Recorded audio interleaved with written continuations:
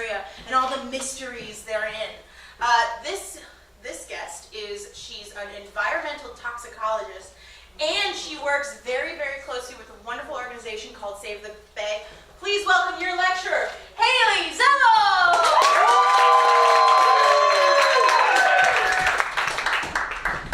Gather round. By the way, you mentioned green, and I'd like to say in California, just a shout out for the drought, brown is the new green. Except it's green right now, woo! So I grew up in a wonderfully loving home that provided everything I needed in life. So I was a pretty happy child. My father is a Polish Jew that was born and raised in Panama and came to East LA with his family, barely speaking any English. And his is a classic tale of the immigrant that comes to the US and finds success. My mom, who is a former professional ice skater, the kind with the headdress and the can-can, she kept me pretty busy. I was a competitive ice skater for the majority of my childhood, and my mom was my coach, so we did a lot of bickering on the ice. I had two older brothers, Grant and Troy, and like all families, we had our hiccups, but we were a good family. Which gave me time to question the things around me, because I didn't have to worry about my own welfare. I questioned war, social injustice. My mom showed me a few years ago a letter I wrote to Santa when I was 6, where I explained to him that I think it's okay if we kill animals if we need to for survival. Flash forward to high school. My oldest brother, Troy, passed away January 5th, 1994. So that was 22 years ago today. This is the anniversary. I was 15, and this completely changed my life, starting with my high school experience. I no longer cared what anybody thought of me. I didn't care what I looked like.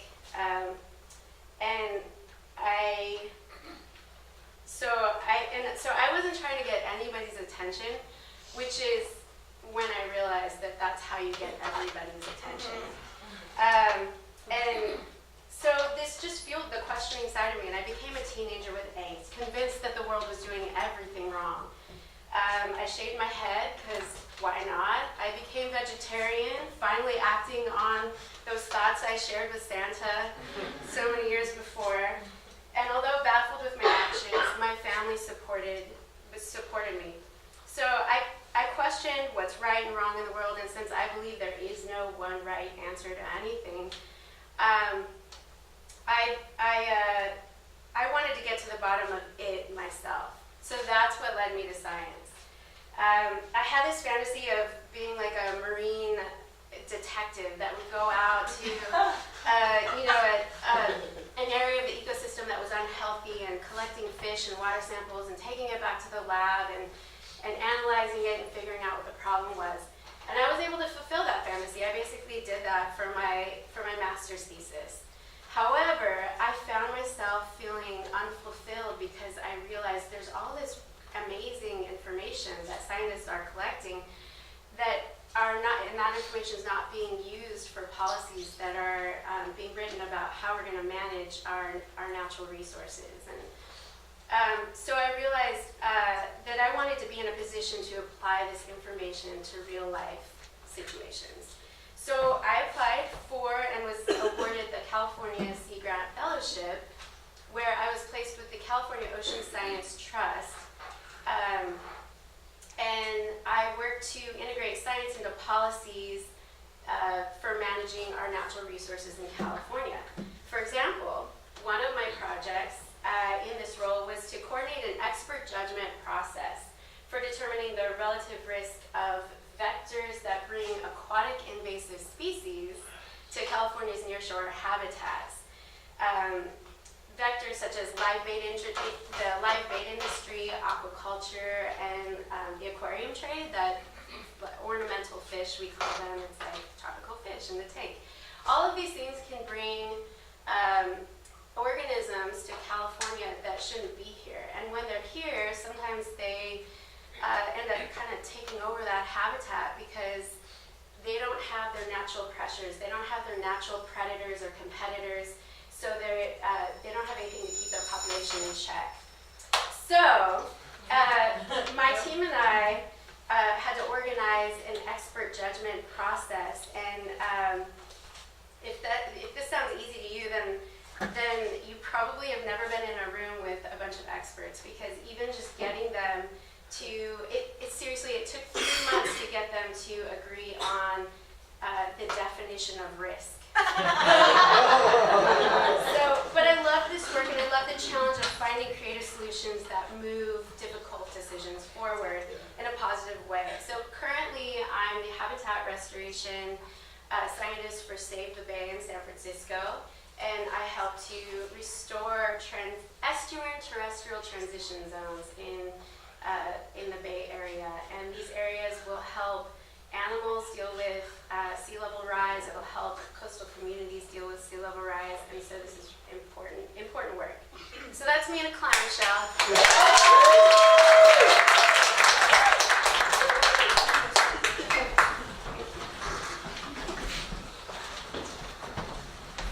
Mom, Dad, I'm punk as hell. I don't give a fuck. I'm gonna be a scientist. Oh, Joanie, why would you do this to your papa and I? A scientist, Joanie, you know I have a bad ticker. Joanie, why couldn't you be one of those, those street performers we were always taking you to see? I mean, that's career security. I have all the cans of gold spray paint. Yes, all those baby doll heads that you could use. And I know, you guys just want me to take apart TVs and put them back together in interesting ways. with a normal person. Display them in small galleries, but that's not what I want. I want to author papers. No! I want to make those really big, poster boards and stand next to them at conferences and explain to people what's on it. Poster board! What's next? Academic research papers that you're gonna present at universities? Yeah. What are you gonna do? Be a guest lecturer on NPR? Oh God! I'm going to be a career academic. You're gonna have a 401. Tenure. No baby of mine is getting tenure. I knew we shouldn't have sent her to science camp. No. We thought, all girls experiment with science. She'll be done with it. This isn't a phase, guys. You can be a scientist, but not in our house. Not in our house. We won't. You know what? If you become a scientist, your father and I will never speak to you again. So you have to choose, Joanie. You have to choose. Science or parents? Science.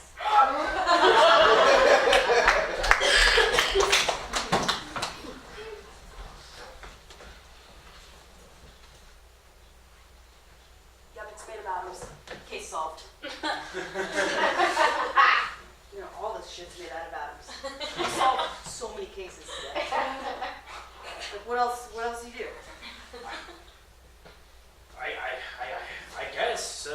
I guess that's it. I mean, We're breathing. That's science. Case solved. God, it's so easy. Hitchens, I'll be honest, I didn't think that we could do that. I didn't think that we could just solve all the cases. If all the cases are solved, there's no cases to work, there's no money to make. No. We get hired to show up and solve science for people who don't understand science. So it's really simple. Come in. Science detectives? You have to help me. What happened? Here, I'll show you. They've never seen a dame quite like this before. I had a water bottle, see, and I put it in the refrigerator overnight, and when I woke up in the morning, all the water was gone, and all that was left was this! It's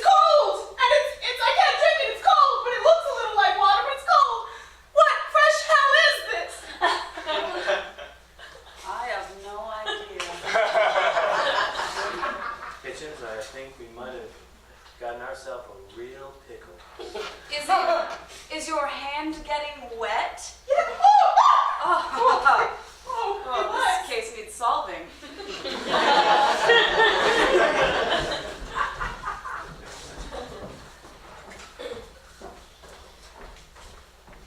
Hey, Bobby.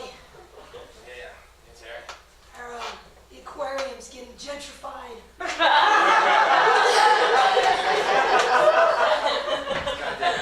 Goddamn little yellow ones, huh? Yeah, yellow one's bringing in the fucking coffee shops. Yeah. Think so- Little on-demand snails and little pellets. It's the worst, man. Next thing you know, there's gonna be like a CrossFit. Oh, It's not what it used to be. It's not the neighborhood we grew up in. In the corner of the tank, we see one of those little diver guys, but he has the Lyft logo on his side. when is this gonna goddamn stop? We're gonna be priced out of this goddamn place pretty soon. Treasure chest opens and Bitcoin surfaces. What is that, man? What are Those those? are those bite coins. Yeah. Are you telling He's me? gonna pay for shit at Mario Brothers and buy Triforces. Tell me these plastic coins with the treasure chest, they don't work anymore? No. They're not worth anything anymore? No, it's all digital now. What are you talking about? What does that mean? The world is going digital. That's what all the blues are saying. Digital, man. Digital. Digital. You ain't never read on the computer, little blues. What's a computer? Oh, we got one in the back. I don't know. I was listening to Mr. Pumpy. Mr. Pumpy was telling me, giving me news from the outside world. Yeah, motherfucker, it's crazy. You can't listen to him. I didn't listen. He's my Zeus. He's everything to me. Oh, that explains a lot with you now. Man. What we can do about this? We Huh. can do something. We can change this. This is Maybe our there is. neighborhood. We grew up here. We started this aquarium. Me and you. They got no right to it. We ain't letting these little fish push us out. Yeah. Yeah. Yeah. Why don't we just take out the water? Just take out the water. You want to take them out of the water? No, we just take the water out, put a little hole, and the water comes out. Are you drunk?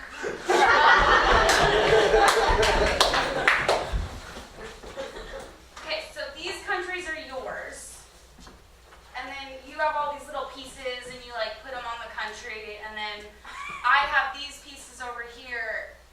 Wait, how do you get countries in Risk? I don't know. I've never played. I mean, Shit. I've always wanted to, and I was hoping you knew. You invited us over. We should turn the board. Maybe different countries for different. Are you comfortable in that? Do you know what those countries are? I have no clue. Okay. I've never seen this map before. So like that big one that's like split. Yeah. That could you work on that side. I'm just gonna work on this side. Just Well, I think we fight. like But what's the risk? I'm not sure. All right, it's Thursday night and the temperatures are low, but the tensions are high. Here on your favorite show, Bickering on Ice! This is the only show where we compare two high-tension individuals. We have them. Bicker on Ice! Let's meet today's companions. Why don't you come up here, contestant number one? Tell us a little bit about yourself. My name is Cassandra. I've been married to Garrett over here for 13 years. What seems to be the trouble? Well, I just feel like after you finish using the sponge on the dishes, you should wring it out before you put it back in the little container. Otherwise, it gets sodden. Notes noted. All right, that's contestant number one. Let's go to contestant number two. Contestant number two, your husband Garrett. Can you tell us a little bit from your side before we begin? Not not my fault. What kind of strategy will you be using to take down your component? Because in the past we've seen slurs, we've seen meanness, and we've also seen a triple sow cow that ended in a fat joke. What are you going to do?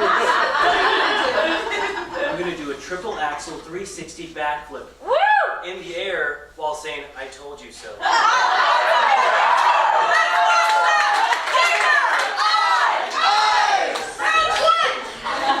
just think it would take 1 second, like 1 extra second.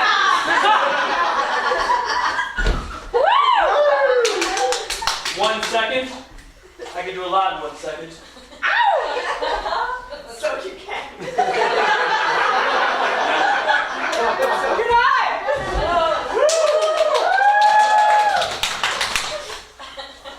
Oh, don't you think that maybe, just maybe, it's good to leave the rag out, huh? Just not to wring it out, just to leave it? No! And so concludes our round one. We're going to have an intermission where we invite an interesting element to this fight. Zamboni, why don't you come in and tell him that mean thing she said about his mother behind his back? Let's get the Zambonian. Go ahead and say that thing whenever you're ready. I want to get away from her first. Okay.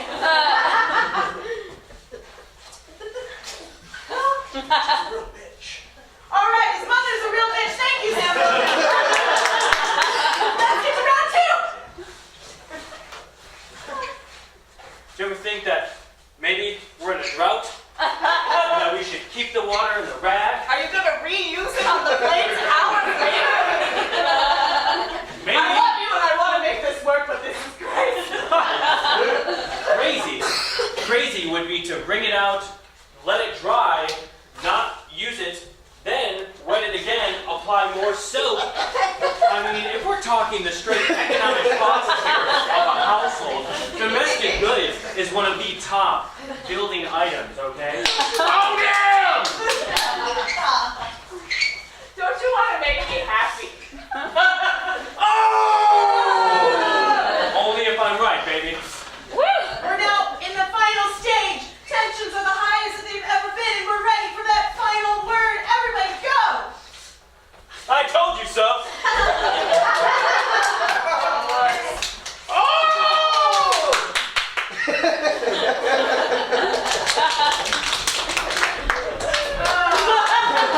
Alright, Marine detectives, get in here! Get in here!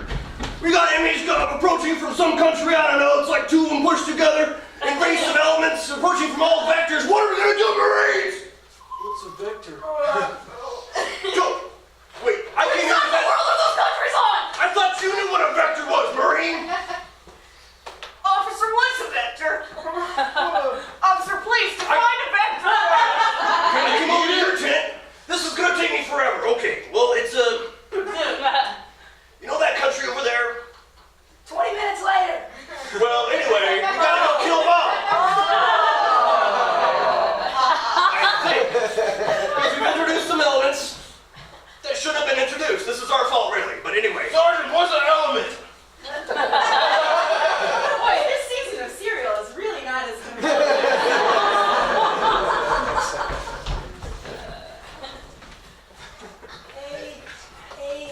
Hey, family.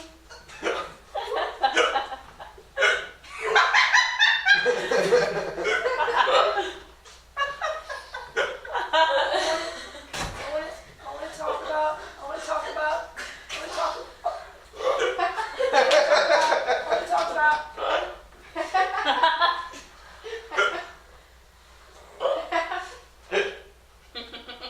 Do you find yourselves with a set of hiccups that you just can't get rid of? Well, with our new product, Diaphragm, you'll be able to get rid of those hiccups in no time. Jay? You're not allowed to say what? She wanted to get rid of them at any cost, but what cost it was? No! We're not buying shit on TV anymore!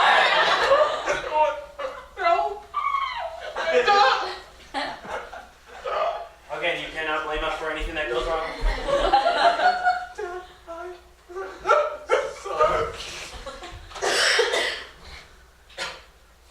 Oh, wow.